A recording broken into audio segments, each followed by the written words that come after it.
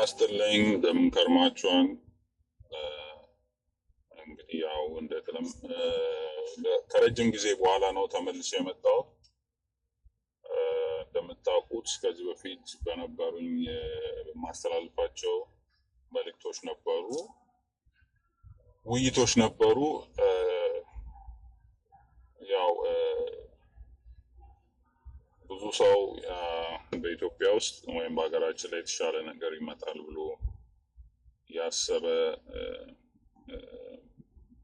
ያስቦ ብዙ ነገሮችን ትቶ ነበር እና ሁሉን ነገር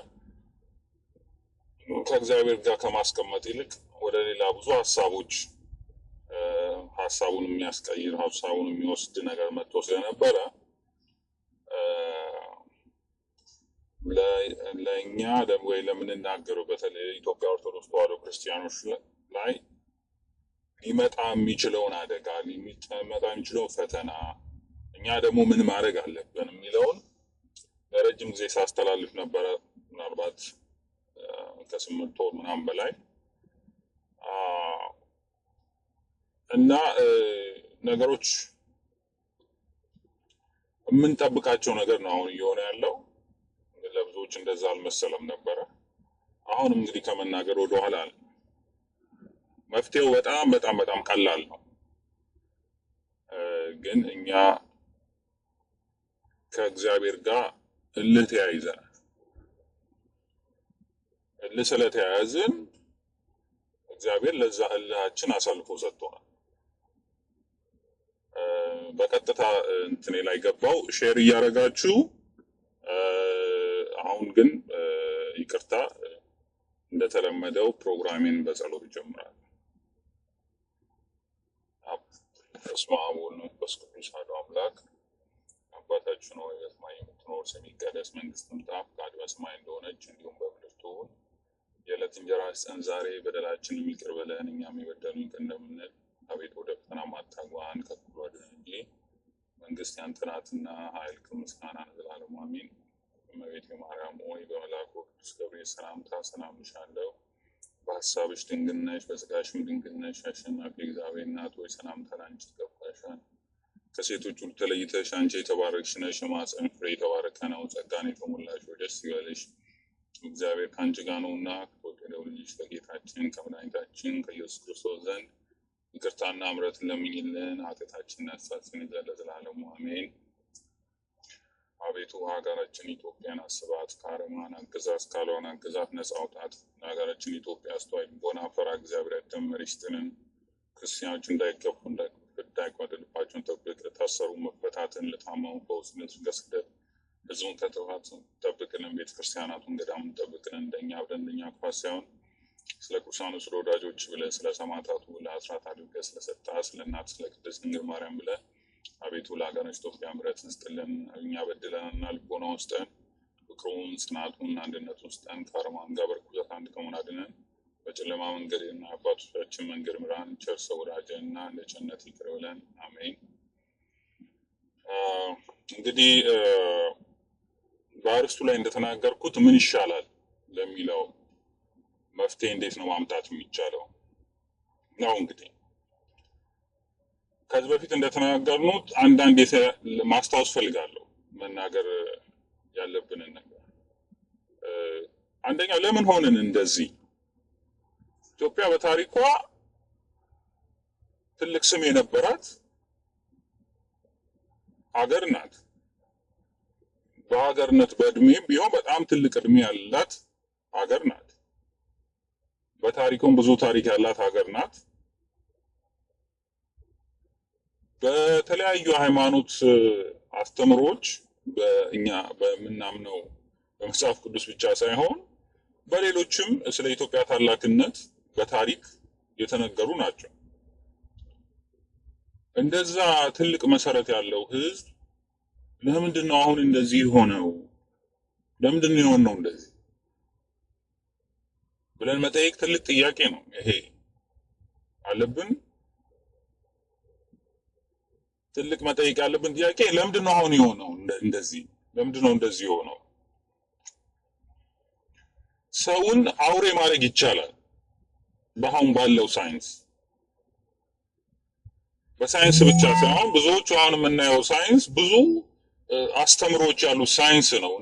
እንደምናየው ዝም ብለን በትምህርት ቤት ውስጥ ገብተን እንደምማረው አይነት አይደለም። ብዙ መጥፎ የሆነ አስተምሮ ያላቸው ትምህርቶች ሰዎችን እንዴት ለእኩይ ዓላማ ለመጥፎ ዓላማ መጠቀም እንደሚቻል የሚሰጡ ብዙ አይነት ትምህርቶች አሉ እና ስለዚህ አሁን የደረስንበት የምናየው ነገር ይሄ ግድያው ምናምን ዝም ብሎ የመጣ አይደለም። ከብዙ ስብከቶች ከብዙ ጥረቶች በኋላ የመጡ ነገሮች ናቸው። ዛሬ በቀላሉ ማየት የምንችለው ኢትዮጵያ ላይ በአድዋ ጦርነት ላይ ትልቅ ሚና የነበራቸው በአፍሪካ ውስጥ ትልቅ ሚና የነበራቸው አጼ ምኒልክ ትልቅ ቦታ የነበራቸው በራሳቸው ህዝቦች አባቶቻቸው አይቶቻቸው ከነሱ ጋር ቆመው ከሳቸው ጋር ቆመው በጦር ሜዳ ላይ የሞቱ ሰዎች ልጆች ዛሬ ይህን ሐውልት ካላፈረስን የሚሉበት ምክንያት አእምሯቸው ላይ የተሰራ ስራ ስላለ ሰውን አውሬ ማድረግ መቀየር ይቻላል። ምኒልክ በዛ ሽንፈታቸውን የተጎናጸፉ ሰዎች ናቸው ጥላቻ አለባቸው ሊኖርባቸው የሚችል ሌላ አካል ምንም ጥላቻ ሊኖረው አይገባም ነበር። ግን እነሱ በቀጥታ ያልቻሉትን በተዘዋዋሪ ኢትዮጵያውያንን ጠፍጥፈው ሰርተው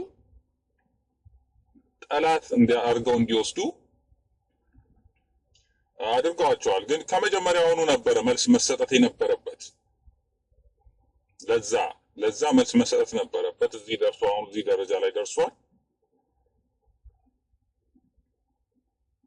እና ምንድነው ለምን እንደዛ ሆንን ነው? የኢትዮጵያስ ጥንካሬ ምንድነው? ከዚህ በፊት ተነጋግሬያለሁ። በእስራኤላውያን የነበረ አንድ ታሪክ አለ፣ የበለዓም ታሪክ። በለዓም እስራኤላውያን እንዲረግም የነሱ ጠላቶች የነበሩት ንጉስ ገንዘብ ሰጥቶት ወርቅ ሰጥቶት በለዓም የመርገም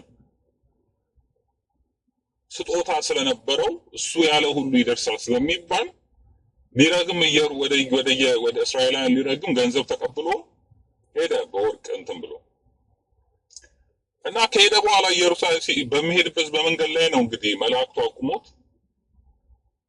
እስራኤላውያንን መርገም እንደሌለበት ነግሮት ከእንደገና ከመርገም ይልቅ ሄዶ የመረቃቸው።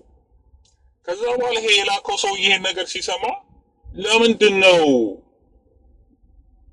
እስራኤላውያንን ያረገምካቸው ብሎ ጠየቀው። የነገረውን ሁሉ ነገረውና ግን እነሱን የምታሸንፈት አንድ መንገድ አለ።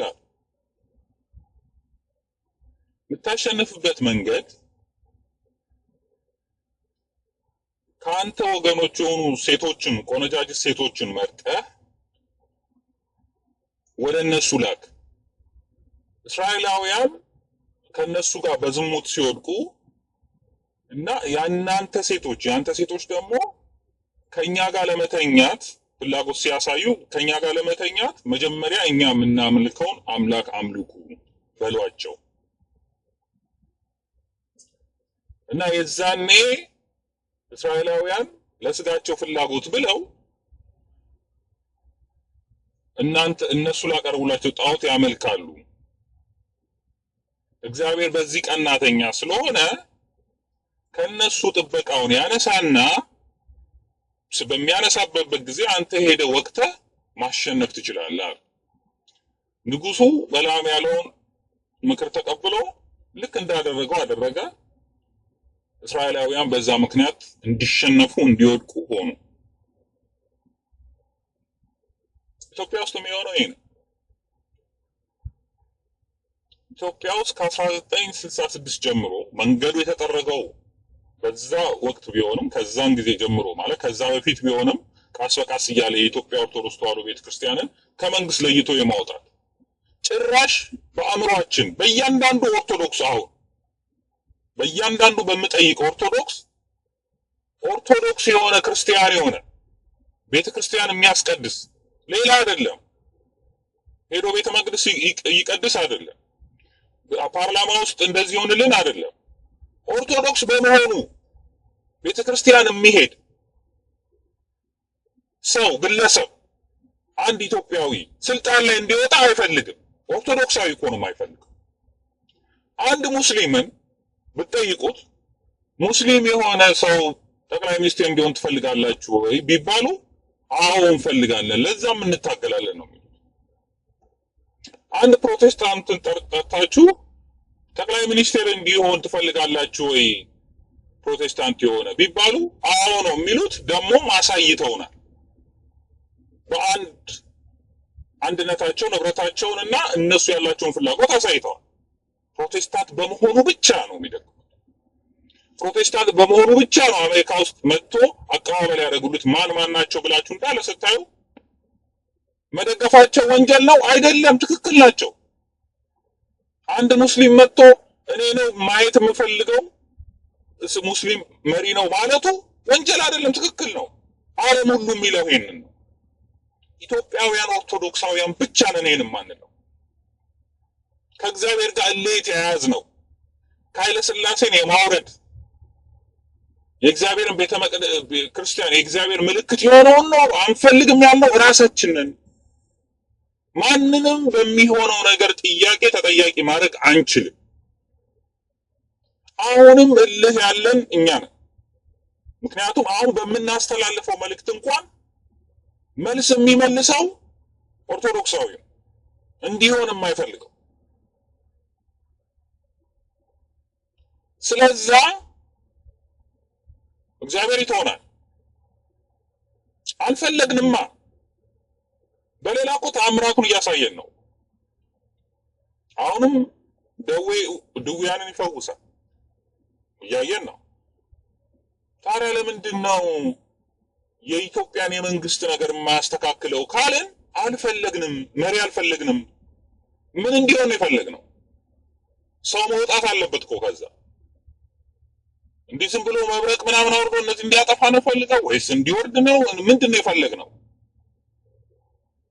እኛ መሪ እንዲወጣ የማንፈልግ ከሆነ ከራሳችን የማንፈልግ ከሆነ ለዛም የምንከራከር ከሆነ የእግዚአብሔርን ስም ማየት አንፈልግም፣ እግዚአብሔር የሚጠራ ስም አንፈልግም የምንል ከሆነ ታዲያ እንዴት ነው ሰላም የሚመጣው? ሰላምማ መምጣት አይችልም። አሕዛቦች ሊያመጡልን አይችሉም። እንዳታስቡ።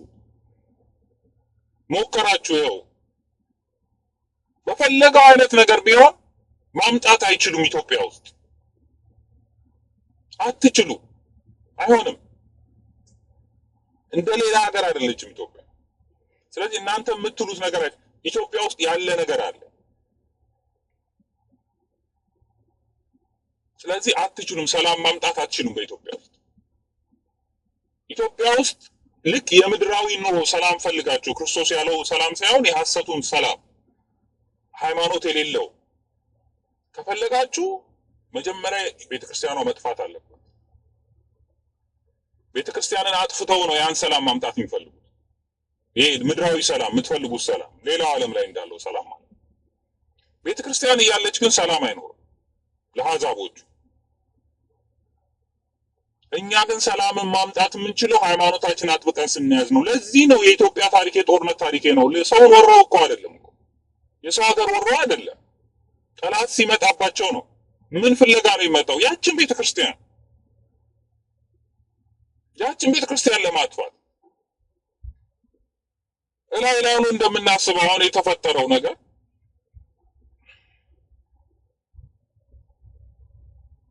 እንግዲህ አሁን ኦነግ ምናምን የሚባለው የእንቅስቃሴ በ1960ዎቹ የእንቅስቃሴ ሲጀመር የነበረው እንቅስቃሴ ሃይማኖታዊ ነበር።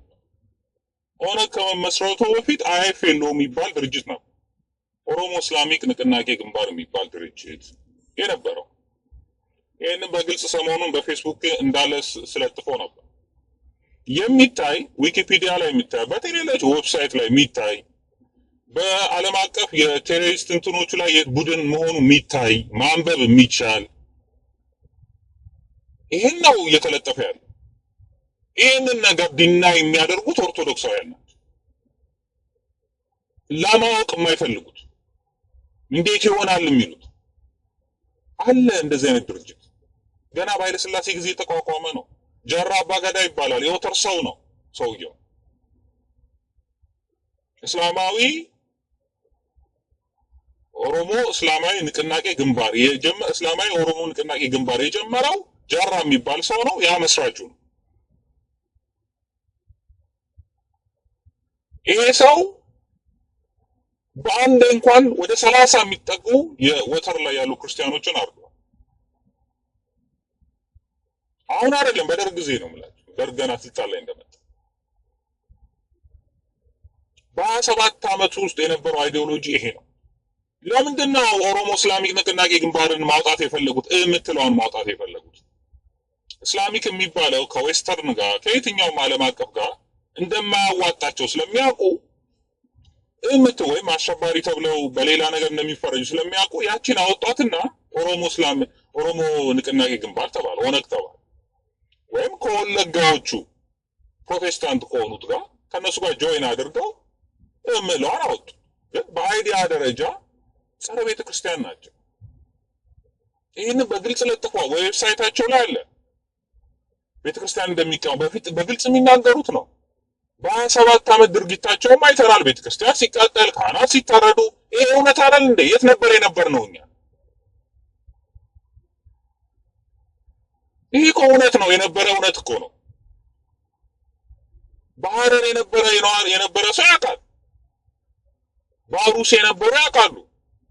የኦነግን እንቅስቃሴ ኦነግ ማለት ኦነግ ተባለ እንጂ ኦነግ ኦሮሞ እስላሚክ ንቅናቄ ግንባር ያን ዓላማ ያን ሐሳብ ነው እያራመዱ ያሉት። ለዚህ ነው ኤትኒክስ ፖለቲክስ ለጽንፈኞች ለጂሃዲስቶች ተመችቷቸዋል። አልጋ ባልጋ ሊሆንላቸው በኦሮሞ ስም ተሸፍነው አዲስ አበባ እየመጡ ነው። ኤትኒክስ ፖለቲክስ ቀላል ነው ዛሬ ሆነላቸው። ቤተክርስቲያንን ታነዳል እንደፈለገ። ከዛ ላይ ኤትኒክስ ነው ይባላል። ወይም እንትን አማራ ኦሮሞን ሊያጠፋ ወይ አማራ ኦሮሞ እንትን ሊል ነው ተብሎ ተድበስብሶ ኤትኒክስ ሆኖ ይቀራል። በአንድ ቀን 7 ቤተክርስቲያን ተቃጥሎ አብዲሌ ያቃጠለው። አብዲሌ አስማተኛ ነው እንዴ 7 ቤተክርስቲያን ማቃጠል የሚችል? እዛ ላይ ያለ አስተምሮ ከሌለ በስተቀር እንደዛ ጽንፈኞቹ ማንም ሰው ተነስቶ ቤተክርስቲያን አቃጥል ሲለው ተነስቶ ያቃጥላል እንዴ የራሱ ላይ ፍላጎት ከሌለው? ስለዚህ እየተካሄደ ያለው ነገር ሌላ ነው። እኛ ማወቅ የምንፈልገው በቋንቋ ምናምን ነው። ስለ ሃይማኖታችን ላይ 7 ቤተክርስቲያን ተቃጥሎ ጉዳዩን ኤትኒክስ ማድረግ እንፈልጋለን። ከአንድ ሰው ጋር ማያያዝ እንፈልጋለን። ምን እናገኛለን ብለን ነው ይሄን ሁሉ የምናደርገው? መልስ ስለሚመለስ እኮ ነው። እንደዚህ አይ ነው አይደለም ይሄ እኮ ስለሚባል እኮ ነው።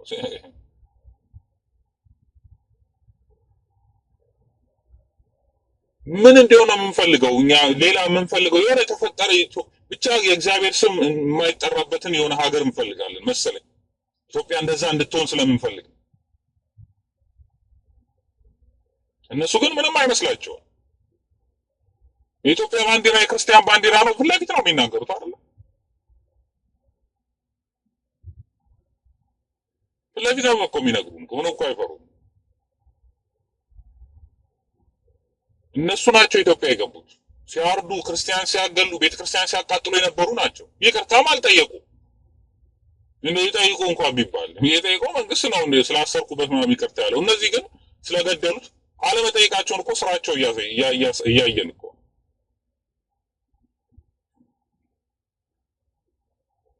ስለዚህ ለጥነን ማየት አለብን። አዎ እነዚህ እስላሚስቶቹ ራሳቸውን ደብቀው፣ እነዚህ አክራሪዎቹ ራሳቸውን ደብቀው። አክራሪ መቃወም ደግሞ እስልምና መቃወም አይደለም። አንዳንዶቹ እንደዛ ይመስላቸዋል መሰለኝ። አዲስ አበባ ያለው ሙስሊምና ሐረር ያለው ሙስሊም አንድ አይደለም። ምክንያቱም ሐረር ያለው ዳይቨርሲፋይ አይደለም፣ ከክርስቲያኖች ጋር አላደገም። ለብቻው ነው ያደገው። ፕሮፓጋንዳስ እየተነገረው ነው ያደገው። ክርስቲያን ጠላት ነው እየተባለ ነው ያደገው። ስለዚህ እዚህ ሲያርዱ ምናምንም የማይመስላቸው ለዛ ነው እንጂ አዲስ አበባ እናንተ አብራችሁ ትምህርት ቤት እኔም የተማርኳቸው ትምህርት ቤት ጓደኞች አሉ ሙስሊሞች። እነሱ ሙስሊሞች ማለት እነዛኞቹ አንድ አይደሉም እንዴ? ቆይ ዓለም አቀፍ አይሲስ የሚባለው ድርጅት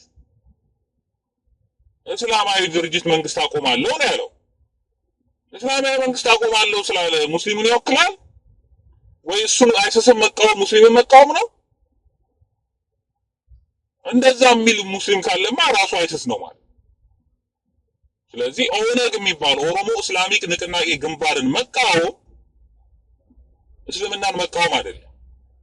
ጀዋርን አንተ ዓላማ እስልምናን ማስፋፋት ነው ካልከው ሌላውንስ ሙስሊም መቃወም አይደለም። በስራው እያየን ነው። ከዚህ በፊት በተቃጠለው ቤተክርስቲያን ዳታው የሚያሳየው እኮ እሱ እኮ ከዚህ በፊት የምናያቸው የነበሩ ዳታዎች የተናገርኳቸው አሉ። በ27 አይደለም ከ1986 ጀምሮ እስከ 99 ያለው ዳታ አይተናል። የኢትዮጵያ ኦርቶዶክስ ክርስቲያኖች በኦሮሚያ ክልል በሐዋሳ በሐረር ቤት እንዴት እየቀነሰ እንደመጣ ይሄ ሁሉ ስራ ሲሰራ ስለነበረ ለኦሮሞነት ከሆነ የሚታገሉ የነበሩ አሁን ጠቅላይ ሚኒስቴር ሆነ አይደል እንዴ እንዳለ ስልጣኑ ምንድነው? እነሱ ከምንም በላይ ከማንም በላይ እኮ ይሄን ነገር መጠበቅ የነበረባቸው እነሱ ነበሩ። በኤትኒክስ ቢደራጁ ኖሮ እንደምናስበው በቋንቋ ነው ምናምን የምንለው ከሆነ አይደለም። ይሄ አይደለም ዓላማቸው። ዓላማቸው እስላሚክ መንግስት ማቆም ነው።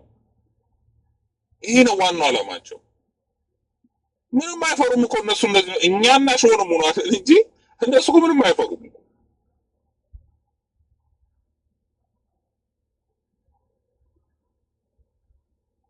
ኦርቶዶክስ ቤተክርስቲያን ክርስትናን ማጥፋት ነው የነሱ ዓላማ። ይጫወቱባል። አሁን ከሶማሌ ተፈናቀሉ ብሎ መጥቶ ናዝሬት ማስፈር ለምን አስፈለገ? እዛ ሶማሌ ውስጥ የነበረው እኮ ሰው እኮ ደንበኛ ሄት የሆነ እኮ አስተሳሰብ ያለው ነው። ምን አረጉስ? ናዝሬት ሄደው እየሰማን ነው አይደል? ዜና ቤተክርስቲያን ካላቃጠልን ብለው ረበሸን ቤተክርስቲያኑ ብለው። ምክንያቱም እዛ ያለው እዛ ሐረር ያለው ሶማሌ ውስጥ ያደገ ህብረተሰብ ኃይለኛ ጽንፈኛ ነው። ሆን ብለው ነው እነዛን ጽንፈኞች አምጥተው ናዝሬት ያሰፈሯቸው። ናዝሬት ሸዋ የክርስቲያን ኦሮሞ ያለበት ሀገር አይፈልጉም እነሱ ያ እንዲሆን። ሁሉ ነገር ተቀነባብሮ የሚሰራ ነው። ዩነዲስ ሳዶ በግልጽ ነግሮናል። አንሻ ቤተክርስቲያንን እንድትቃጠል ያደረገ እሱ ነው። ዩነዲስ ሳዶ የሚባል እሱ የሰፈራ ስራ ሲሰራ ነበር። በነበረበት ስልጣን ላይ ከሐረር እያነሳ በየቦታው ያሰፋቸው ነበር። ናዝሬት የተለያየ ቦታ አዲስ አበባን ዙሪያ ከበው ዛሬ ይሄን ነገር እያደረጉ ያሉ እነሱ ናቸው። ከየት መጡ? አዲስ አበባ ያለውን ገበሬ የሸዋ ገበሬውን ኦሮሞ የነበረውን ክርስቲያን የነበረውን ኦርቶዶክስ የነበረውን እያፈናቀሉ እያወጡ ማን አዲስ አበባ ብቻ ነው እንደ ተፈናቀለ ገበሬ ምናምን የሚሉት? ዙሪያውን ሲያፈናቀል የነበረው ማን ነው? ሲሸጥ የነበረው ማን ነው? እነሱ አልነበሩ? ከዛ በኋላ አዲስ ማንነት ያላቸውን ነው አምጥተው ያሰፈሯቸው። ዛሬ እነሱ ናቸው ሰው እየገደሉ ያሉት፣ ሌላ አይደለም።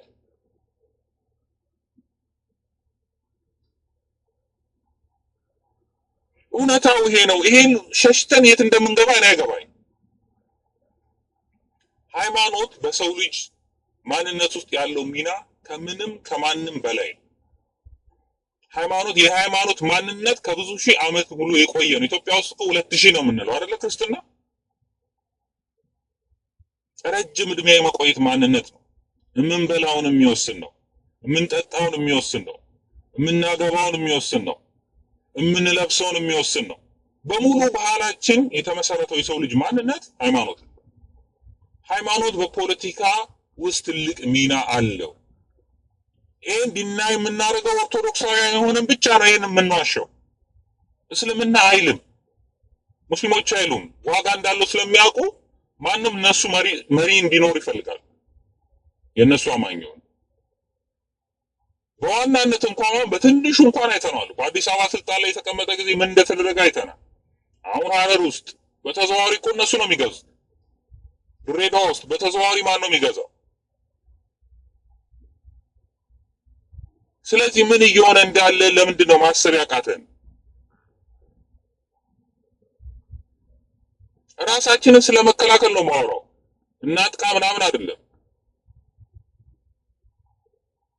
እየሆነ ያለውን እንድናቅ ባህላችንም ሃይማኖታችንም አይፈቅድም። ሰውን ተነስተን ዝም ብለን እንደነዚህ አይነት ነገር የነሱ ሃይማኖት ይፈቅድ ይሆን፣ የኛ ግን ይሄን ነገር አናደርግም። ግን ራሳችን ማወቅ አለብን።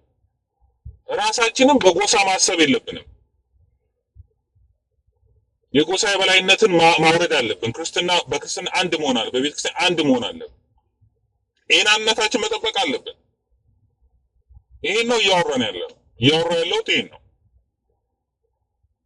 ተደራጅተን መጠበቅ አለብን። እንደ ኦርቶዶክስ ክርስቲያን ተደራጅተናል እኮ እኛ ኦልሬዲ። ምን መደራጅተን እኮ ያስፈልገን አንሰማም ብለን እኮ ስላልን ነው እንጂ መቼም በእነሱ ቋንቋ እናገር ብለን ነው እንጂ አንድ ክርስቲያን በ40 ቀን በ80 ቀን ሲጠመቅ አባል ሆኗል። የክርስትና አንድነት ሆኗል። ከዛ ሌላ ማንነት በላይ ሊያመጣ አይችልም። ያ ዘላለማዊ የሆነ ማንነት ነው። ስጋውና ደሙን የወሰድነው እኛ የእግዚአብሔር ልጆች ናችሁ ይላል። እናንተ የእግዚአብሔር ዘሮች ናችሁ ይላል። ከእግዚአብሔር ዘርነት ሌላ ዘር የለን። ያው የሆነ ማንነት ነው። በቃ ከዛ በላይ ማንነት የለን። ከዛ በላይ ልናከብረው የሚችለው ምንም አይነት ማንነት ሊኖር አይችልም። ከምንም በላይ ሃይማኖታችን ነው። ስለዚህ በመንግስት ስልጣንም ስናሰው ሃይማኖቱ ምንድነው የሚለው ነገር ትልቅ ጥያቄ መሆን አለበት። ሌላ ዓለም ላይ እንደምናየው ማለት በውጭ ሀገር ላይ አለ። ምንም ደፍረው ፊት ለፊት ነው በሚዲያ የሚናገሩት። ሃይማኖቱ ምንድነው ይላል። ለምሳሌ ኦባማ ስልጣን ላይ ሲመጣ ሃይማኖቱ ምንድነው ብለው ጠይቀው። ምክንያቱም በሰው ልጅ ስብዕና ላይ ትልቅ ሚና ስላለው ሃይማኖት። ቋንቋው ምንድነው ነው? እኛ ጤነኛ ይሆናል አስተሳሰብ ማለት ጤነኛ ያልሆነ አስተሳሰብ ማለት ይሄ ነው። ሌሎቹ ግን እንደዛ ያስቡ። ሃይማኖቱ ምንድነው ነው? ፕሮቴስታንቶቹ ልክ ናቸው። አብይን ደግፈውታል፣ ሰልፍ አዘጋጅተውታል። ሁሉንም እንዲያሳብዱ የሚያደርጉትም እነሱ ናቸው። ይገባናል። ግን ሃይማኖታችን የሆነ የእኛን እምነት የሚከተል ሰው መጣልን ብለው ነው፣ ሌላ አይደለም።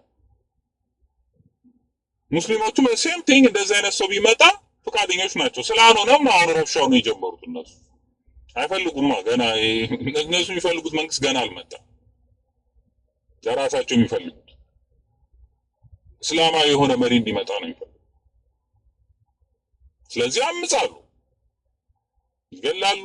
የተረጋጋ ነው እንዲሆን አይፈልግም። አንደኛ ስራ እየሰሩ ያሉት እኮ እነሱ ናቸው። ሌላ ማን ነው? ግን እኛ እንደ ኦርቶዶክሳውያን በተለይ በኢትዮጵያ ባሳለፈችው ታሪክ ላይ ጽኑ መሰረት ያላት እምነት ሆነ ነገሮች ሁሉ ሊቀየሩ የሚችለው በዛ መሆኑን ማመን አለብን እንጂ አሁን ከፌደራል ባለስልጣን ጀምሮ ከወታደሩ ሚሊቴሪው ጀምሮ አንድ ኦርቶዶክሳዊ እኮ የለም።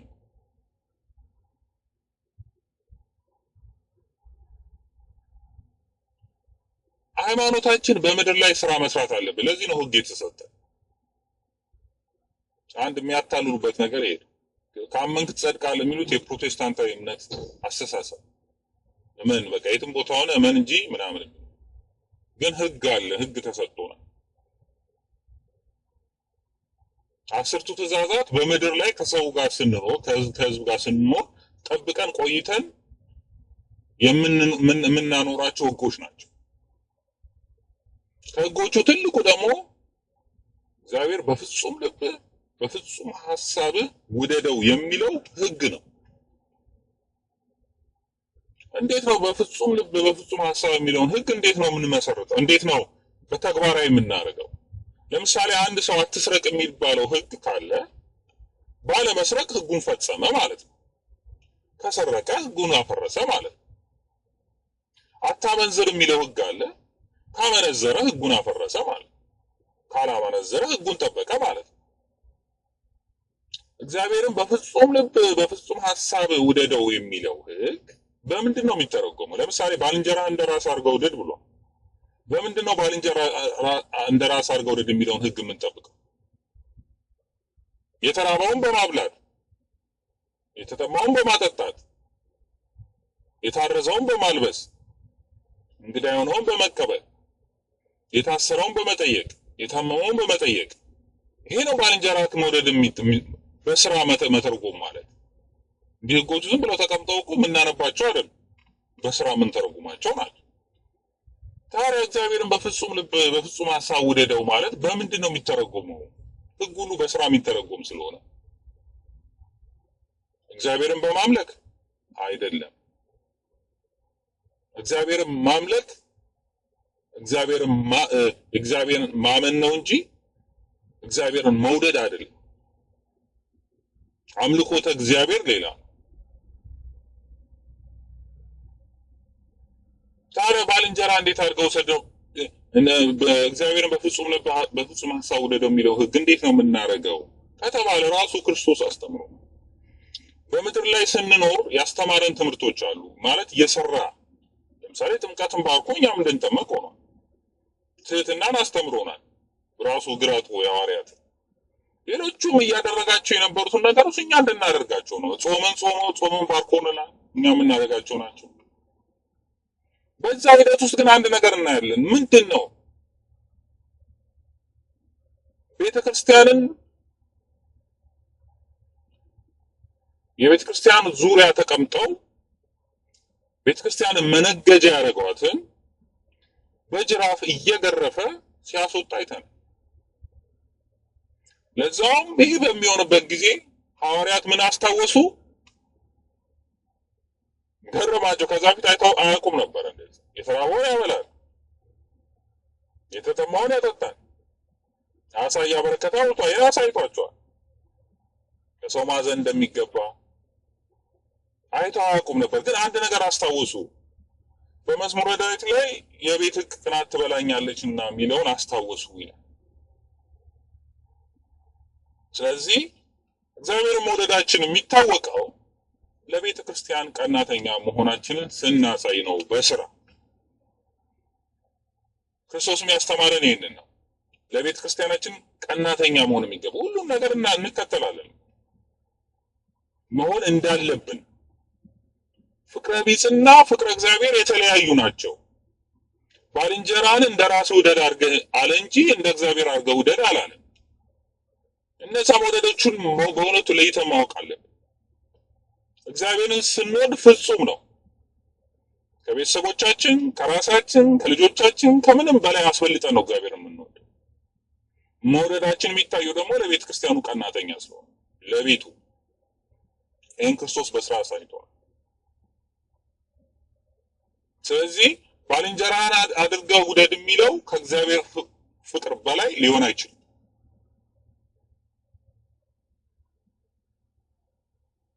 እንጂማ አንዳንዶች እንደምንጠቅሰውማ ለምንድን ነው እንትን ብለን የምንጠቅሳለን? የሚሰሩትን አያውቁምና ይቅር በላቸው ብሏል በመስቀል ላይ። ማንኛውም ሰው ሊያጠቃን ሲመጣ ወይ ምናምን ሲያደርግ ቤተክርስቲያንም ሲያነድ የሚሰራውን አያውቅምና ይቅር በለው ልንለው ይገባል የሚል አስተሳሰብ ወይም አስተምሮ ያላቸው ሰዎች የሚናገሩ አሉ። እንዴት እንዳመጡ የማያውቁ። ታዲያ ለምንድን ነው ክርስቶስ ቤተ መቅደሱን መነገጃ ሲያደርጉት የሚሰሩትን አያውቁምና ይቅር በላቸው ያላለ? ዝም ብሎ አይተውም ነበር አላለ? እየገረፈን ያስወጣቸው።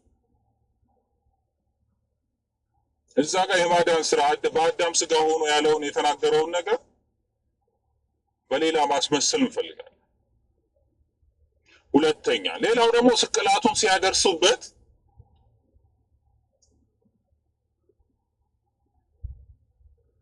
ያደረሱበት በራሱ ላይ ነው። ስለዚህ በእኛ በራሳችን ላይ የሚደርስ ነገር ከሆነ የሚሰራውን አያውቅም ነው ይቅር በለው ማለት እንችላለን። ለምሳሌ ቀኝን ስጠው ግራን ስጠው የሚለው በራሱ ላይ በሚደርስ ነገር በራሳችን ላይ፣ ምክንያቱም ባልንጀራ እንደራስ አድርገው ውደድ ነው ያለው።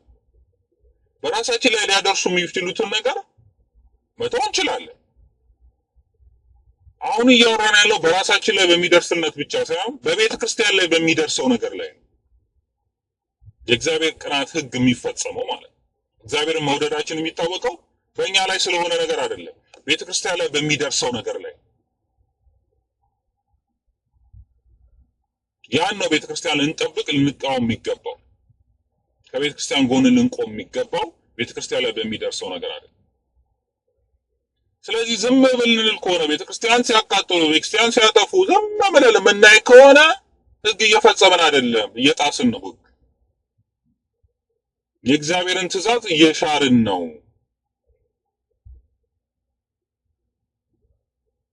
ለዛ ንስሐ ያስፈልገናል። ህግ ነው፣ ምክንያቱም አንድ ህግ ስለሆነ።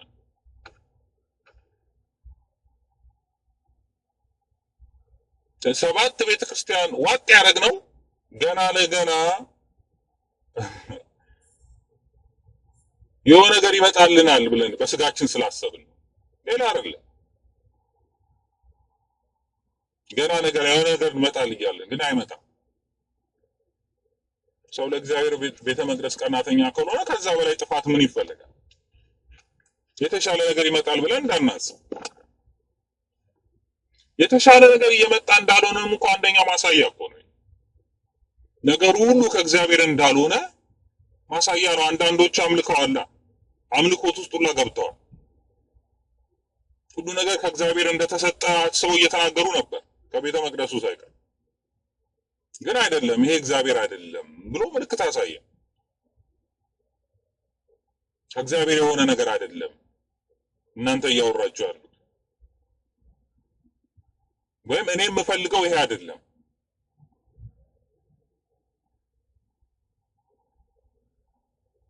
በእንደዚህ አይነት በኤትኒክስ የተዋደነ ጸረ ሃይማኖት የሆነ አስተሳሰብ ይዘው የመጡ ሰዎችን አይደለም እግዚአብሔር የሚወደው፣ እግዚአብሔር የሚቀበለው በመሰረቱ። ስለዚህ ከማን ጋር እንዳለ መቆም አለ፣ ማየት አለ፣ ማሰብ አለብን። ይሄን ወደ ኋላ ተመልሼ እንግዲህ አንዳንድ ነገሮችን አንስቻለሁ። አሁን መፍትሄው ምንድን ነው? መፍትሄው ማድረግ ያለብን ይሄ ቋንቋ ፖለቲካ ብዙ ጊዜ ማወራው እነዚህ የቋንቋ ፖለቲካን ሽፋን አድርገው የመጡት አክራሪ እስልምና የራሳቸውን ሃይማኖት በሌላው ላይ ለማጫን የሚፈልጉ ሰዎች ናቸው። ይሄ አስተሳሰብ ያዙ። ድሮም ሲመሰረቱ ያ ነው ዓላማቸው፣ አሁንም እንደዛው ነው ዓላማቸው። ይሄን በግልጽ መነጋገር አለብን፣ መወያየት አለብን። ክርስቲያኑ ደግሞ ቤተክርስቲያን የተቃጠለ አሁንም ሌላም እዚህ አርሲ ውስጥ ያለው በሁሉ ቦታ ያለው ቤተክርስቲያን ውጥረት ነው። ሁሉም ክርስቲያኖች ውጥረት ላይ ናቸው። አሁን ከአዲስ አበባ ውጭ ያሉ ቤተክርስቲያኑ ካህናቱ ፍርሃት ላይ ነው። ከዛሬ ነገር ቤተክርስቲያን ተቃጠለች፣ ከዛሬ ነገር ክርስቲያን ታረደች የሚለው ውጥረት ውስጥ ነው ያለው። ይሄን ማውጣት አለብን፣ ይሄን መነጋገር አለብን። እንኳን አይደለም አሩሲ ውስጥ ያለ፣ እንኳን አይደለም ሐረር ውስጥ ያለ፣ እንኳን አይደለም ባሌ ውስጥ ያለን ክርስቲያኖችን ለማዳን ይቅርና አዲስ አበባ እንኳን ያሉትን ሰዎች ማዳን አልቻለም። መንግስት አለ ብላችሁ የምታምኑ ከሆነ ወይም እሱ ይጠብቀናል ብላችሁ የምታምኑ አዲስ አበባ እዚህ አጠገብ ያለውን ማዳን አልቻለም፣ ሊያድንም አይችልም። ስለዚህ ምንድነው እንደራጅ? ከበፊቱ ወሬው ላይ ነው። ኤትኒክስ ፖለቲክስን ማጥፋት የምንችለውን በዛ ነው፣ የጎሳ ፖለቲካ። ይሄ ብቻ አይደለም፣ በጎሳ ፖለቲካ ውስጥ ያሉ ኃይሎች አሉ። እነዛ ኃይሎች ጸረ ቤተክርስቲያን ናቸው፣ ጸረ ሃይማኖት ናቸው። ይሄን በግልጽ የተናገሩ ናቸው። አክራሪ ጽንፈኞች ናቸው። ኢትዮጵያ ውስጥ የለም ብለን ካላመንን በስተቀር ይሄ አለ። ለዚህ ነው ቤተክርስቲያን 27 ዓመት መከራውን ስታይ ነበረው፣ ቤተክርስቲያን ስትቃጠል የነበረው፣ ክርስቲያኖች ሲገደሉ የነበረው። የጅማውን ረሳውለን። ሰው ተነስቶ ዝም ብሎ እኮ አያርድህም። ሰው ተነስቶ እኮ ዝም ብሎ ቤተክርስቲያን አይቃጠልም። እንቅስቃሴ ስላለ ነው፣ የተደራጀ ኃይል ስላለ ነው፣ ሁሌ ስለሚሰበክ ነው። ጁነዲን ሳዶ በግልጽ እኮ አሩሲ ውስጥ እኮ እናንተ ክርስቲያኖች ናቸው ከዚህ በፊት መጥተው እንዲያረጓችሁ ብሎ እኮ ስብከት በፖለቲከኞቹ ይሰብካሉ እኮ። እንደዛ ብሎ ሰብከዋል እኮ እሳቸው።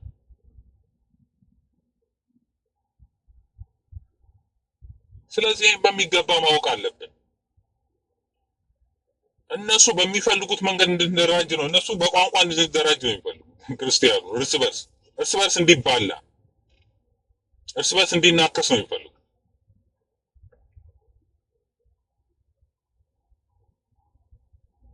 ከወያኔም ጋር ያለው አለ። ወያኔማ ነው የሚፈልገው። ዓላማው ይሄ ነው። ምንድነው? እነሱ ጸረ ኦርቶዶክስ ጸረ ቤተ ክርስቲያን የነበሩ ናቸው። አሁንም ዓላማቸው አልተቀየረም። እነሱ ማጥፋት ነው የሚፈልጉት። ምን ዓላማ አላቸው? እነሱ ሽፍቶች ናቸው። ሽፍታ ከተማ ገብቶ ሲዘርፉ ነው የነበሩት። ድሮም ሽፍቶች ናቸው። አሁን ከተማ ዘርፈው አሁንም ያም ዝርፊያቸውን ማስጠበቅ ነው የሚፈልጉት። ሌላ ነገር የላቸውም እኮ። ለምን እንድናከብራቸዋለን? ግን ለባዕዳኑ የሚመች ጸረ ኢትዮጵያ ለሆነ ጸረ ኦርቶዶክስ ስለሆነ ቡድን መጠቀሚያ ናቸው ነው የነበሩ ናቸው። ስለሱ አይደለም፣ ስለኛ ህልውና ነው ማሰብ ያለብን። ስለ ቤተ ክርስቲያን ህልውና ነው ማሰብ ያለብን። መጀመሪያ አስቀድማችሁ ጽድቁን ፈልጉ ነው። መጀመሪያ ስለሚቃጠለው ቤተ ክርስቲያን ቀናተኛ መሆን አለብን። ሃይማኖታችን ለምን ይነካል? ቤተ ክርስቲያናችን ለምን ይነካል? ይሄን ነው እኮ መጠየቅ ያለብን። አብዲ ሌላ አብዲ ምናምን ነው አይደለም እኮ። ምን ዓላማ አላቸው እነዚህ ሰዎች? ኤትኒክስ ከሆነ ፖለቲካቸው ስለ ኤትኒክስ ለምን አያወሩ? ለምንድን ነው ቤተ ክርስቲያንን የሚያጠቁት?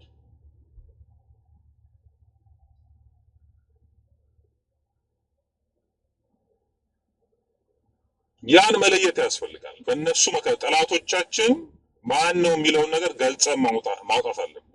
መሰረቱ አስኳሉ ምንድን ነው?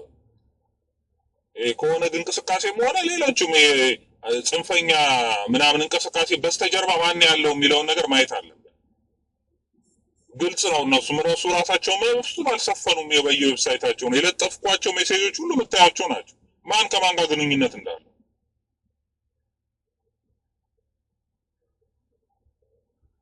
ኦነግ ባንዲራ ምናምን ብለው የወጡት ኦነግ ባንዲራ ምንድን ነው? ማን ነው ትርጉሙ? ማን አረንጓዴው ምልክት ምንድን ነው? ኮከቡ ምልክት ምንድን ነው? ሃይማኖታዊ ነው።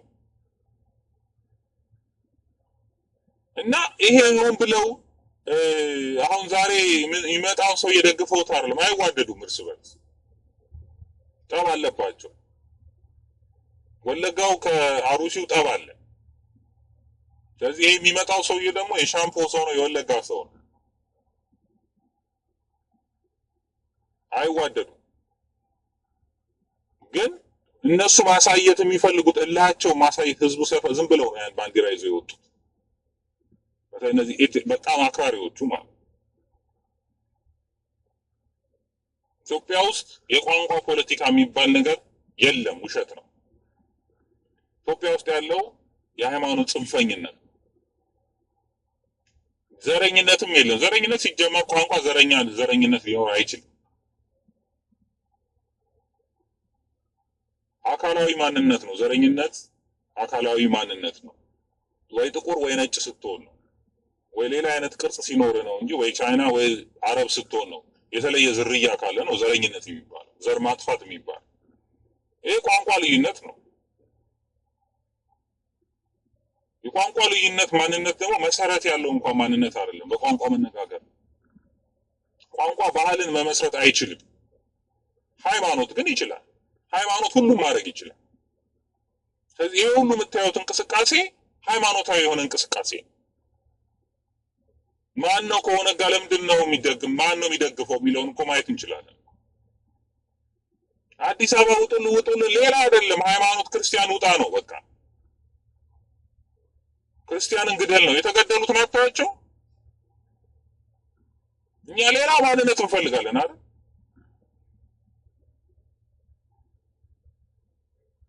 ምን አለበት ብለውንም ባንዲራውን የያዛችሁ አላችሁ።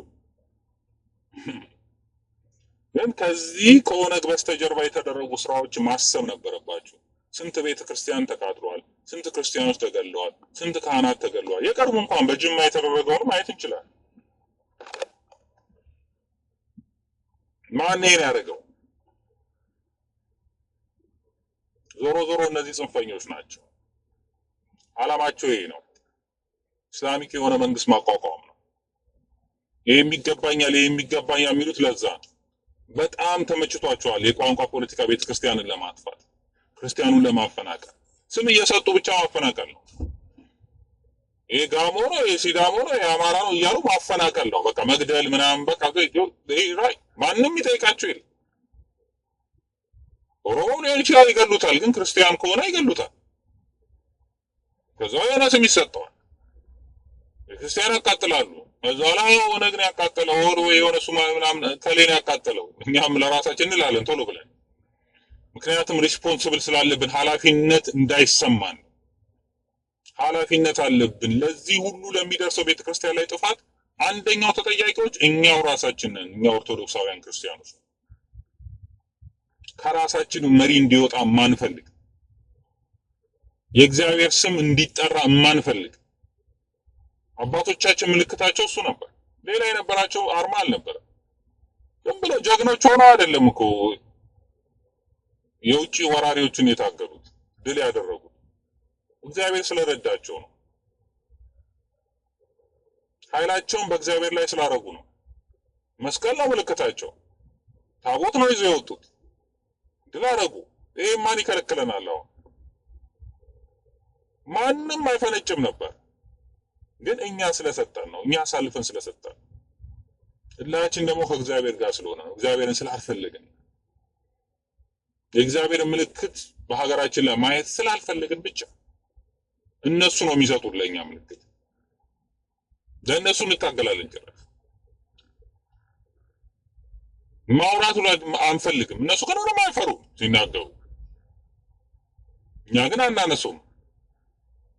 ምንም የሚመጣ ነገር የለም። እና መፍትሄው የሚሆነው መደራጀት አለብን። ኦርቶዶክሳውያን መነጋገር አለብን እንጂ አሁን በሚሰጠው ሚዲያ አይደለም በሚተላለፈው ነው። እነዛ ሌሎች ሚዲያዎቹም ሶሻሊስቶች ናቸው። በ1966 የነበሩ እንዳለ ማርክስ ሌኒስት ነው። ምንም ሊልህ አይችልም። ኢትኒክሱን ይወደዋል። በዛ ውስጥ ነው ያደጉት። በኢትኒክስ ፖለቲክስ ነው ያደጉት። የማርክስ ሌኒስት አይዲዮሎጂ ነው። ስለዚህ መፍትሄ ሁሉ ከዛ የሚወጣ ነው ይመስላቸው። ግን ያ መፍትሄ ሊሆን አይችልም። ግን ይሄ እነዚህ ማርክስ ሌኒስት እንቅስቃሴው ኢትኒክስ ፖለቲክስ እንቅስቃሴውን ግን የወደቀበት ምክንያት ኢስተርኑ ላይ የወደቀበት ምክንያት ሃይማኖትም ዋጋ ሰጥተው ነው። ዛሬ ራሻ ሰርቫይቭ ያደረገችበት ምክንያት ተበታትና ታልቅ ነበረ። ግን ሃይማኖትን ያዘ መሪው፣ ሃይማኖትን አጸና። ሁሉም ሃይማኖቱን ማንነቱን ከፍ አድርጎ እንዲያደርገ ከኢትኒክስ ይልቅ የዛኔ ሴቭ አደረገ ሀገሪቷ፣ አዳነ እንጂ ይሄ ኢትኒክስ ጎት ምን አደገኛ ነበር። ኢትዮጵያ ውስጥ የሚሆነው ይሄ ነው። ዩጎዝላቪያ ቱ ሌት ስለነበሩ ሰርቢያኖች ማዳን አልቻሉ። ምንድነው ነው የኢትዮጵያ ዩጎዝላቪያ ታሪክ እኮ የኢትዮጵያ ታሪክ ማለት ነው። በፊት ዩጎዝላቪያ ተከፋፍላ የነበረችው በተለያየ በድሮ ፊዚካል ጂኦግራፊ የሚባለው ወይ መሬትን ተራራ ልክ እንደ ሸዋ ጎንደር ምናምን እንደዛ ነበር። ሶሻሊስቶች መጥተው ኢትኒክስ ፖለቲክስ ብለው ከፋፈሉና በኢትኒክስ አስቀመጧቸው። አልቤኒያ የሚባሉት ኢትኒክስ የሚባለው ልገንጠል ብሎ አለ፣ ሌሎችም ልገንጠል ብሎ አሉ። ግን አልቤኒያ የሚባለው ከተገነጠለ ሙስሊም ማጆሪቲ ሆነ፣ ከዩጎዝላቪያ ከቆየ ግን ማይኖሪቲ ሆኖ ነው የሚቆየው። ስለዚህ ልገንጠል ብሎ ሲያነሳ ልክ እንደ ኦነግ የሚባለው ገነጠላለሁ የሚለው እኮ ኦነግ ብንገነጠል ሙስሊም ማጆሪቲ ሆኗ ከዛ እስልምና እንይዛለን ነው። ሌላ ነገር እኮ የለውም። ልክ ዩጎዝላቪያ የሚሆነው ይሄ ነው። እንገነጠላለን አሉ። በዛ ውስጥ ግን ኦርቶዶክሳዊ እስኪገባው ከ1 ሚሊዮን በላይ ኦርቶዶክስ ነው ጨፍጭፎ ያለቀው፣ የተገደለው፣ የተባረረው። አሁንም እኮ እንደዛ እኮ ነው እየሆነ ያለው። በኢትኒክስ ስም ክርስቲያኑ ይገላል፣ ቤተክርስቲያን ይቃጠላል። እነሱ ዓላማቸው ሃይማኖታዊ ነው። የትኛው ክርስቲያን ነው ቤተክርስቲያን የሚያቃጥል? ለምንድን ነው ሸዋ ውስጥ እንደዛ ያለው ነው? ምክንያቱም ኦርቶዶክስ ስለሆነ አያደርጉትም ይሄን።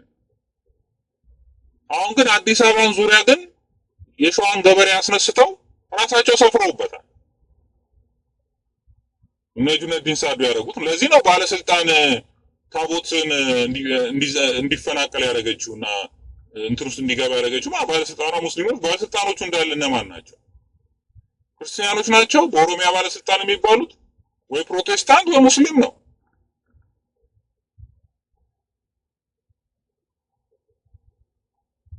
ስለዚህ ድራማ ነው እየተሰራ ያለው። ከላይ ሰሙ ሌላ ነው፣ ወርቁ ሌላ ነው። መፍትሄ ማንሳት የምንችለው እግዚአብሔር የሚያዝ ስንችል ነው። አዲስ አበባ ነዋሪም ቢሆን አንድ ላይ መደራጀት አለበት። ላይ ማንነታቸው በግልጽ መንገር አለበት። ሌላውን ቦታ እንደዛ መሆን አለበት። ካሁን በኋላ መነጋገር ያለብን ይሄን ነው። እምቢ ካልን ግን እንዳለ ይቀጥላል። ምንም ማድረግ አይቻልም። ግን እኛ እልህ ስለያዘን እኛ እንጠፋታለን እንጂ ኢትዮጵያም ሀገሪቷን ቤተክርስቲያንም ተመልሳ ትነሳለች። እነሱም አይኖሩም። እልህ የያዘንም በዛው እንሄዳለን። አይ መፍትሄ ነው መፍትሄ ነው እያለን ማን መፍትሄ የምንፈልግ ከሆነ በአንድ ወቅት እስራኤላውያን በከተማቸው ሀብታም የሚኖሩት ባለጸጎች ነበሩና ድሃ የሚኖሩበት ባለጸጎች ተቀላቅለው የሚኖሩበት ነበሩ እና እነዛ ባለጸጎች ድሃዎቹን ሲያዩ ውሌ ይበሳጫሉ እና ምን ይላሉ ተሰብስበው እነዚህ ድሃዎች አስቸገሩ እና ከከተማ አውጥተናቸው ለብቻ ሆነው እንዲኖሩ እናርግ እና ልጆቻችንም እነሱን እያዩ ከሚሳቀቁ ይሄን እናድርግና በነፃነት ይኖራሉ ልጆቻችንም አሉ እና ሰብስበው ድሃዎቹን አውጥተው ከከተማ ለብቻ አወጧቸው እና በዚህ የተነሳ ከተማዋ ላይ በሽታ ገባ። እግዚአብሔር ተቆጣ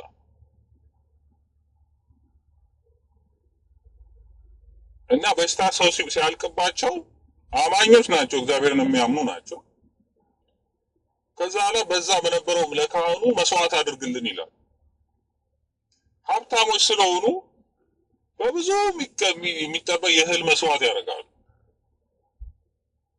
በጣም ብዙ እህል መስዋዕት አደረጉ። አሁንም በሽታው አልጠፋም።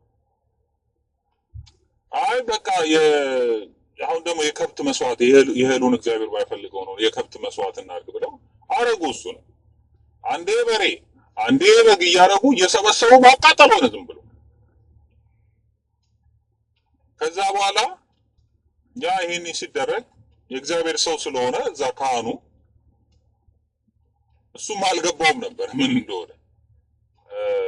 አንዳንዴ እንረሳዋለን፣ ገብቷቸዋል። ሁሉ ነገር እንረሳዋለን። እና ለምንድን ነው ይሄ ሁሉ ህዝብ ይሄ ሁሉ መስዋዕት እያቀረበልህ ለምንድን ነው ማትምራቸው ሲለው እግዚአብሔር ተገለጸለትና አይ እኔ እኮ ማልምራቸው ምክንያት መጀመሪያ ከስተታቸው አልተመለሱ። ዳውን ህዝቡን ከከተማ አስወጥተው ለብቻ እንዲሆን አድርገዋል።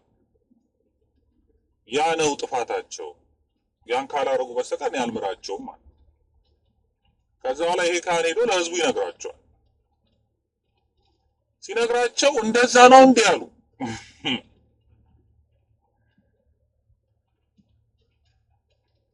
እና ከዛ በኋላ አንድ ትንሽ የጥቦት መስዋዕት ሲያደርጉ እግዚአብሔር ጸሎታቸውን ሰማ ትንሽ። ስለዚህ አሁንም እኛም እንደዛ ነው እንዴ ምንድን ነው መሰለኝ የሚፈልገው መጨረሻ ላይ አደጋውን አይተን እስላማዊ መንግስት አቁመው ልክ እንደ አይሲስ አይነት መንግስት ሲያቆሙ የዛኔ ምናልባት ይገባን እንደሆነ አልገባኝ። ግን ሂደቱ ያ ነው እየሆነ ያለው ኢትዮጵያ ውስጥ ይሄ ነው ያለ ማድረግ ነው አላማቸው። ተራ ወሬ ሳይሆን በተግባር እያየን ያየነው። ቤተክርስቲያን የትም ዓለም ላይ በአሁን ሰዓት እኮ አይታወቅም እኮ 7 ቤተክርስቲያን በአንድ ቀን አልቆ ዝም ብሎ የሚቀመጥ ክርስቲያን በዓለም ላይ የለም እንደዚህ።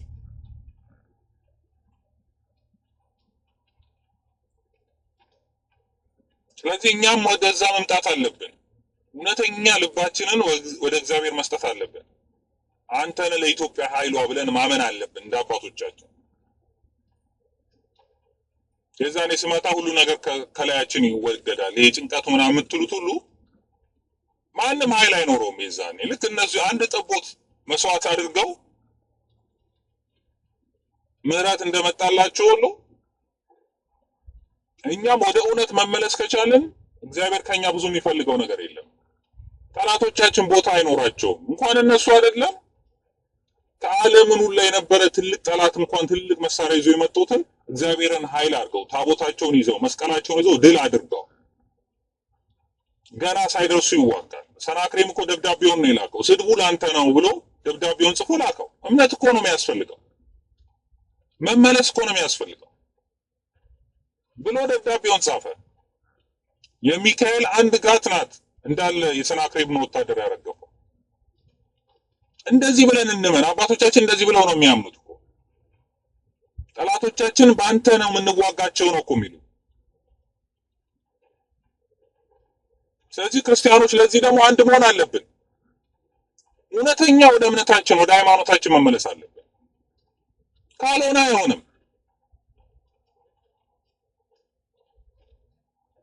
ይሄን ካረግን መመለስ እንችላለን። ተነጋገሩ። በየቤተ ክርስቲያን ሰባኪዎች አውጡ፣ ተናገሩ። ለምሮ የምትፈሩ ቤተ ክርስቲያን የተቃጠለ ዝም እኮ ነው ያላችሁ። ክርስቲያኖች እየተገደሉ ዝም ነው ያላችሁ። በአሰላ ያለው ክርስቲያኖች ውሸት ነው እንዲህ እየሆኑ ሲባል ውሸት ነው ሲባል በድምጽ በምን ይምጣላችሁ? ከዛ ተወጥረው ነው ያሉት ክርስቲያኖች። ተናገሩ፣ ሰባኪዎች ተናገሩ፣ ካህናቶቹ ተናገሩ። እነዛን ሰዎች አግዟቸው፣ ማንነታቸውን አውጡ፣ ገልጻቸው አውጡ። አክራሪዎች ናቸው እንበላቸው። ለምሮ መንፈራው እነሱም መቃወም ሌላው ንጹህ የሆነውን ሙስሊም መቃወም አይደለም። አንድ ግሩፕን መቃወም፣ አንድ ጽንፈኛ ግሩፕን መቃወም። የሚከፋው ካለ ይክፋው፣ ምንም ማድረግ አይቻልም። ግን እዚህ ጋር ቤተክርስቲያን እየተቃጠለብን ነው። እዚህ ጋር ክርስቲያኖች የተገደሉብን ነው።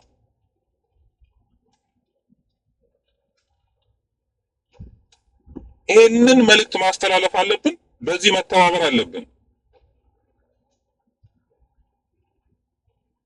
አንድ መሆን አለብን። ያለበዛ እየሰሩልን ነው ያለው ብዙ ነገር። በምንድን ነው እኛ ልናምን የምንችለው? እግዚአብሔርን ነው። በሃይማኖት ራሱ እኮ ስንኖር መጨረሻውን አታውቀውምና መጨረሻውን ሳታይ ሰውን አትመነው ይላሉ። ሰው እኮ የመጨረሻው ሰዓት እኮ ነው። ሩጫውን ሲጨርስ እኮ ነው መጨረሻው። ከዚህ ዓለም ሲያልፍ እኮ ነው ይሄ ሰው እውነተኛ ነው ልንለው የምንችለው። ገና ሩጫውን የጀመረ ሰው እኮ አሸንፏል አይባልም። ሜዳ ላይ ይሰጣል እንዴ? በመሀል ምን እንደሚሆን አናውቅም። ስለዚህ በማን ላይ ነው የምንተማመነው? ለምንድን ነው በእግዚአብሔር ላይ የማንተማመነው? ለችግሮቻችን ሁሉ መፍትሄ ይሰጠናል ብለን ለምንድን ነው የምንጠብቀው?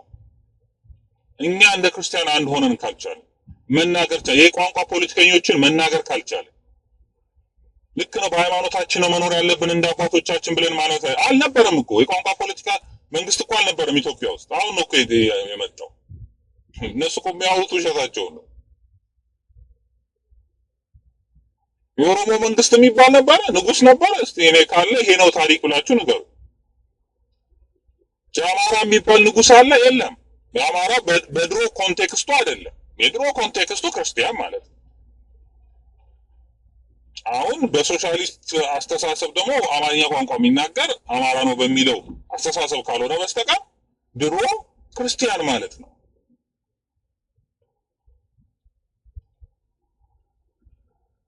ስለዚህ የክርስቲያን መንግስት ነው የነበረው። ደብዳቤዎቻቸው እኮ አለ፣ ታሪኩ አለ የተጻፈው። ከአንድ ቦታ አንድ ቦታ የሚላላኩት ደብዳቤ ሁሌ እግዚአብሔርን ስም እየሳጡ ነው። መስቀልን እያያዙ ነው። ሃይማኖታቸውን እያያዙ ነው። የነበረው ክርስትና የሆነ ሃይማኖታዊ የነበረ መንግስት ነው የነበረው ኢትዮጵያ ውስጥ። በማንነት ካላችሁ ሃይማኖታዊ ክርስቲያናዊ የሆነ መንግስት ነበር የሚባል። በዛ ነው ዲፋይን የሚደረገው፣ በዛ ነው የሚገለጸው እንጂ በየትኛውም ቋንቋ በየትኛውም ጎሳ የሚገለጽ አልነበር።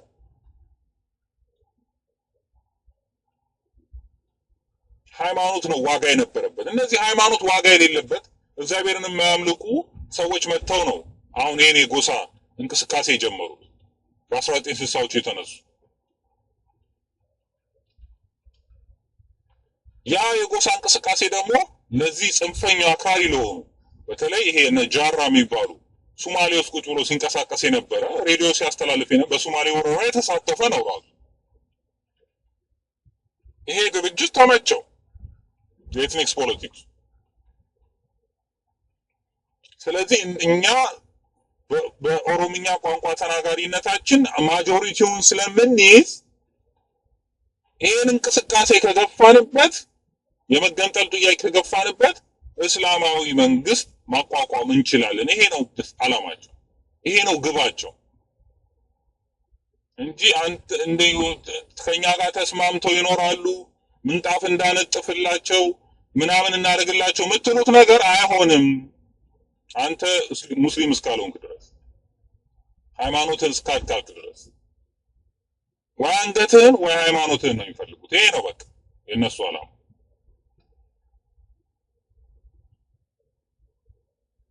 ባይኖር እኮ ውስጥ በጽሁፍ እያለ ዌብሳይት ላይ ገብተን ምናው ኦሮሞ እስላሚክ ንቅናቄ ግንባር የሚባለው ምንድነው አላማ ውስጥ የነበረው?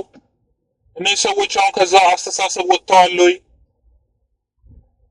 እንቅስቃሴው አርሲ ውስጥ ነበር፣ እንቅስቃሴው ባሌ ውስጥ ነበረ፣ እንቅስቃሴው ሀረር ውስጥ ነበረ። ያደረጉት ድርጊት አለ፣ የገደሉት ክርስቲያን አለ፣ ያቃጠሉት ቤተክርስቲያን አለ። ይሄ አላማቸው በምንድን ነው የተገለበጠው? እንስቲ አስበው እንኳን ይሄን አላማ ትተናል ያሉት እኮ የለም እኮ ማንም አላለም እኮ። ቢሆን አይችልም የምንለው ነገር ሊኖር አይችልም። ቢሆንስ ብለን ማሰብ አለብን። እንኳን የሆነ ነገር ይቀርና ያልሆነ ነገር እንኳን ሊሆን ይችላል ብለን ማሰብ አለብን። እነዚህ በተለይ ማጆሪቲ ሙስሊም የሆኑት ኦሮሞዎች ለምንድን ነው ኦነግን የሚደግፉት ብለን ማሰብ አለብን፣ መጠየቅ አለብን ራሳችን።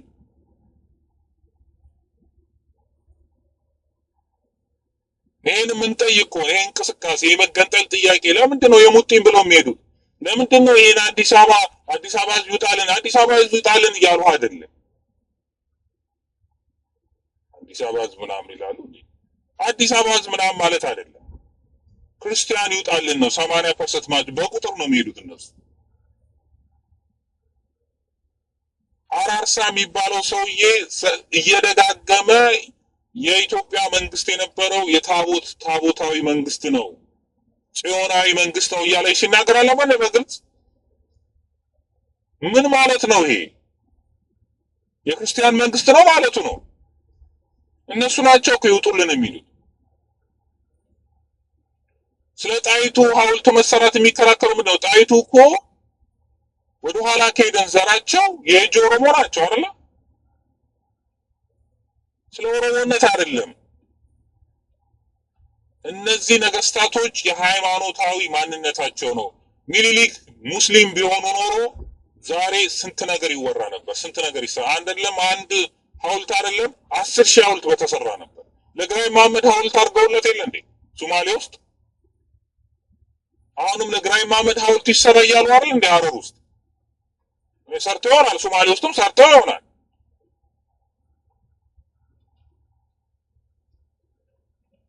ለዛ ለጨፍጫፊ ሀገር ለዘረፈ ማለት ያ ሲባል አንገታችን ደፍተን ዝም አዲስ አበባ ውስጥ ይሰራለት ይላሉ። ይሄን ደግሞ ሲያራምዱ ነበር። መረጃው አለ፣ ወረቀቱ አለ። ግራኝ መሐመድ ሐውልት ይሰራል ያረጋሉ ገና። ስለዚህ እነሱ የሚሰጡትን ጥቃቅን የቤት ስራዎች ተቀብለን እሱን ለመስራት እዛዛ ስንል ዋናውን ነገር እናጣለን። ጸሎት ያስፈልጋል፣ ሃይማኖታችሁን ያስፈልጉ፣ ስራም ያስፈልጋል፣ እንቅስቃሴም ያስፈልጋል፣ መወያየት ያስፈልጋል፣ መነጋገር ያስፈልጋል እርስ በርሳችሁ። ትልቁ ቻሌንጅ የሆነው አሁን የኛ የራሳችን አስተሳሰብ አመለካከት ከእግዚአብሔር ነው እንዳንል፣ አይ እውነትም እነሱ ሃይማኖተኞች ለሃይማኖት የሚገባው ይሄ ነው እንዳለን ምግባር የላቸው። የተራበ ሲያበሉ አናይ፣ የታመመ ሲጠይቁ አናይ። የታሰረ ሲያስፈቱ ወይም ሲጠይቁ አናይ። በዕለት ተዕለት ባህሪያቸው፣ በዕለት ተዕለት ጸባያቸው ለክርስትና የሚታይ ነገር ምንም ነገር የላቸው። ነጠላ ለብሶ ቤተክርስቲያን ከመሄድ በኋላ ሰባኪ ሆኖ መቀመጥ ነው። ደሞዝ ይከፈላቸዋል። አለቀ። ምንድን ነው ደሞዝ የሚከፈለው ነው? ሐዋርያት ደሞዝ ይከፈላቸው በነፃ ነበር ያገለገሉ። ስለ ደሞዛቸው ስለ ገንዘባቸው ሌላ ነገር አይጨነቁ። ዝም በሉ የሚሉትን ሰዎች ነው እያልኩ ያለው። እውነታ ከሆነ ዝም በሉነታቸው እውነተኛ ከሆነ በምግባር በሌላ ምግባር ማየት ነበር። ትክክል አይደሉም ምግባራቸው። ስለዚህ ለምንድን ነው እነሱን የምናምናቸው ዝም በሉ የሚሉት? አትናገሩ ስለ ሃይማኖታቸው የሚሉት? እኛ እያለን ያለነው እኛም ኖረናል፣ ከሙስሊሞች ጋር ኖረናል፣ ጓደኞች አሉን፣ ትምህርት ቤት አሉ። ለዛ ፈርታችሁ ከሆነ ክርስቶስ ግን ያለው ከኔ ይልቅ ወንድ ልጁም ወይም ሴት ልጁም የሚወድ ለኔ ሊሆን አይገባም ነው የሚለው። ግን እኛ ምንም እናርጋቸው ሃይማኖታችን አይፈቅድም። ምንም እንድና ባልንጀራ እንደራስ አድርገው ውደድ ሲል ሁሉንም ነው ያለው። ቢቸገር ምሳሌው ነግሯቸዋል። ተደብድቦ ቢወድቅ እና ማን ነው ባልንጀራችን ብለው ሲጠይቁት አንድ ሰው በመንገድ ወድቆ ወንበዴዎች ዘርፈው ጥለውት ነበረ እና የትኛው ነው ወዳጁ የትኛው ነው ጥሩ ያደረገው ብሎ አላቸው። ስለዚህ ማንም ሰው ወድቆ ቢሆን እንኳን ለኛ ልንጥለው አይደለም ወድቆ እንኳን እናነሳዋለን እንጂ ክፉ ልናደርግበት አይገባም። ግን ሰይፍ ስለው ቤተክርስቲያናችሁን እናጥፋ፣ ቤተክርስቲያን ሃይማኖታችሁን እናጥፋ፣ በሃይማኖታችን ግን ዝም ብለን አንጠብቃቸው። አባቶቻችን ያስተማሩን ይሄ ነው። አዲስ የመናፍቃን ትምህርት አለ። መናፍቃን ተሐድሶ ትምህርት አለ። ቀኝን ሲመጣ ምን እንደሆነ ራሱ ትርጉሙን አያውቁ። በሰይፍ ምናምን ሲያነሱ በሰይፍ ይጠፋሉ የሚባለው ይሄ ክርስቶስ የተናገረው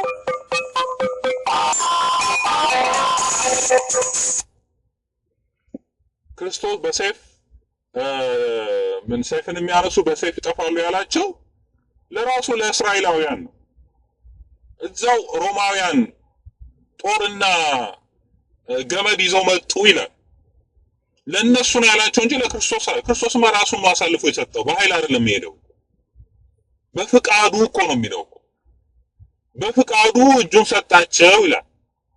ስለዚህ ይሄ ፍቃዴ ስለሆነ ሰይፍን ወደ ሰገባው መልስ አለው። በኃይል አይደለም እየወሰዱኝ ያለው በእነሱ ኃይል ሳይሆን በራሴ ፍቃድ ነው። ከዛ በኋላ ሰይፍን የሚያነሱ በሰይፍ ይጠፋሉ ያላቸው ራሳቸውን ነው። በኋላ እስራኤላውያን ጠፍተዋል በሰይፍ ከተማዋ ጠፍታለች። ለራሳችሁ አልቅሱ ያለው እሱን እኮ ነው። ለኔ አታልቅሱ ያለው እሱን ነው። እኛ ገልብጠን በሌላ ተርጉመን ለራሳችን ማሸሻ እናደርጋለን። የኛ እኮ የራሳችን ንብረት ነው። ያዙ ልቀቁኝ እኮ ነው ማለት በግላችን ንብረት ነው። እሱና ለዛም ተውት ያለው ቀኝን ስጥ ግራን ስጠው ቢል አንድ ሰው መጥቶ ተቸግሮ እንኳን ገንዘብ አበድረኝ ቢላችሁ ባይመልስላችሁ ነገም መጥቶ ቢጠይቃችሁ ስጡት፣ ተውት። የድሮን አታስቡበት ነው። ለዛ መጽሐፈ ምሳሌ ላይ ገንዘብ ስታበድረው እንደሰጠው አድርገው ሰደው ነው የሚለው።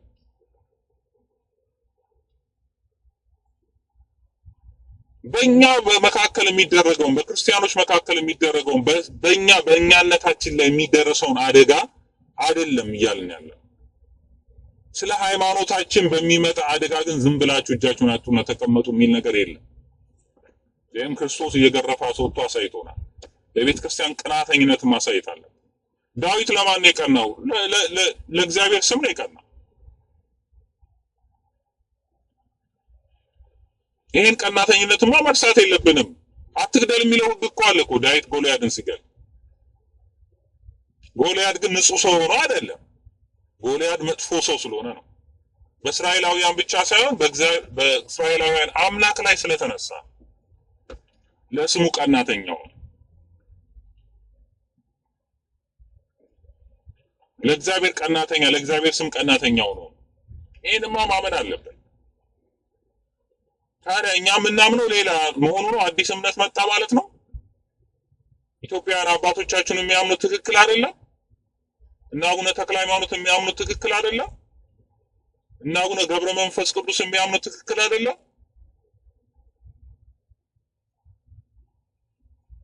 አጼ ካሌብን ማን ነው ዳግራን ሄዶ ክርስቲያኖችን እንዲታደግ ባርከው የላኩት ማን ናቸው? እና ይሄን ማየት አለብን። የማን ታሪክ እያነበብን ያለ ነው? በማን መሰረት ላይ ነው እየተቆመን ያለ ነው? ዛሬ መጥተው እኮ አዲስ አበባ ዙሪያ የሚደበድቡ፣ የሚገሉት፣ የሚያርዱት ያያነው ፕሮቴስታንቶች እኮ ናቸው። እሺ ከወለጋ የመጡ ናቸው እዛ የሰፈሩ። እውነተኛ ኦርቶዶክሳውያን አስነስተው ራሳቸው ሰፍረውበታል። እንነጋገር ከተባለ እነ ዳውድ ኢብሳ ምናምን የሚባሉ የኦነግ መስራቾች ፕሮቴስታንቶች አይደሉ እንዴ እንዳለ?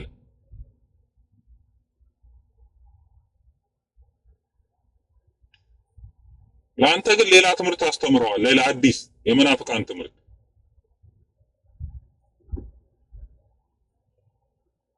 ስለዚህ አሁንም ማሰብ ያለብን እሱ ነው።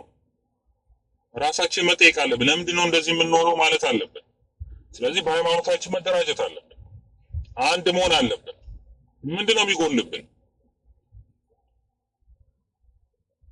ክርስቲያኖቹ መጠበቅ አለብን። ራሳችን መከላከል አለብን። እየተፈናቀሉ አዲስ አበባ ውስጥ የተፈናቀለ ያለው ክርስቲያን ነው። አይታችኋል አይደል? ማተባቸውን አንገታቸው ላይ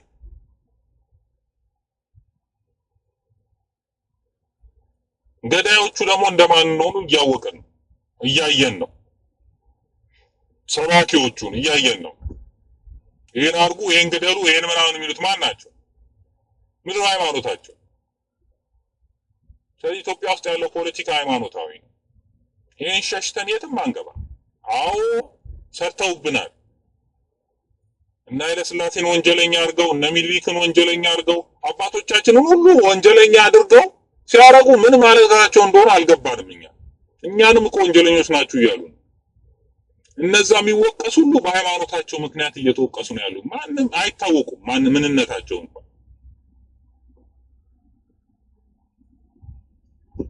ክርስቲያን በመሆናቸው ብቻ ነው እየተወቀሱ እየተጠሉ ያሉ። እነ ፊታውራሪ ሀብተ ጊዮርጊስ ክርስቲያን በመሆናቸው ነው። ሌላማ ኦሮሞዎች አይደሉ እንዴ ጠላቶች የሚሏቸው? ክርስቲያን በመሆናቸው ነው። ሃይማኖት ትልቅ ዋጋ ነበረው በዛን ወቅት።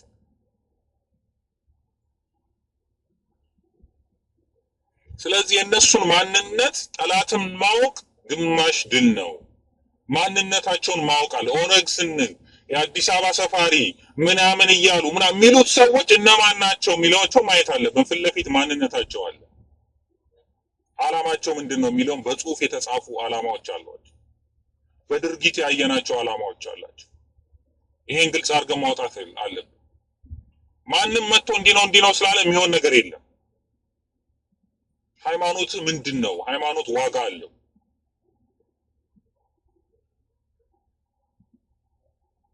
ስለዚህ መፍትሄ ሊያመጣ የሚችለው ማን ነው ብለን እናስብ። ለዛች ሀገር መፍትሄ የሚመጣው እንዴት ነው ብለን ማሰብ አለብን። ይሄን ኤትኒክስ ፖለቲክስ ተጣጣ ለማን ተመቸ? 27 ዓመት ሙሉ ለማን ተመቸ? የኢትዮጵያ ኦርቶዶክስ ክርስቲያኑ እንዳለ ከአጠቃላይ 7% በላይ ነው ያሽቆለቆለው በጠቅላላ በሀገሪቱ ማለት። በኦሮሚያ በደቡብ ምናምን የሚባለው ምን ያክል ኦርቶዶክስ ነው የተፈናቀለው፣ ምን ያክል ነው የተሰደደው፣ ምን ያክል ቤተክርስቲያን ተቃጠለ የሚለውን በ27 ዓመት ከዮዲት ጉዲት ከሌላው የበለጠ አደጋ እኮ ይሄ ነው። አሁን ነው ከ27 ዓመት እየደረሰ ያለው አደጋ፣ አሁንም እየቀጠለ ያለው። በአንድ ቀን 7 ቤተክርስቲያን ተቃጥሎ ስለ ዮዲት ጉዲት ታወራለህ? ስለ ግራኝ መሐመድ ማውራት ይቻላል? አሁን እያየን ባይናችን። ስለዚህ ለምንድን ነው እኛ በሃይማኖታችን አንድ መሆን ያልቻልነው? ለምን ነው የምንተማመነው ባሉት ባለስልጣናት በሙሉ ከኛ ጋር አይደሉም? ኦርቶዶክሳውያን አይደሉም በሙሉ። ለምንድን ነው እነሱን የምንተማመነው? ወያኔዎቹም ኦርቶዶክሳውያን አይደሉም፣ በስማቸው ነው እንዴ? አይደሉም። ጸረ ኦርቶዶክስ ጭራሽ አቋም ያላቸው ከትግላቸው ጀምሮ ጸረ ኦርቶዶክስ ጸረ ቤተክርስቲያን አቋም የነበራቸው ናቸው።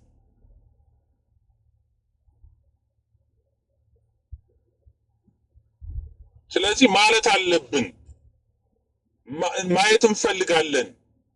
ዳይቨርሲፋይ እንኳን ያስፈልጋል እኮ ዳይቨርስ መሆን አለበት። ቢያንስ እንኳን የተወሰነ አንድ ኦርቶዶክሳዊ ቤተክርስቲያን የሚሳለም መሄድ ማየት አለብን። የሉም አንድ ላይ እንዳለ።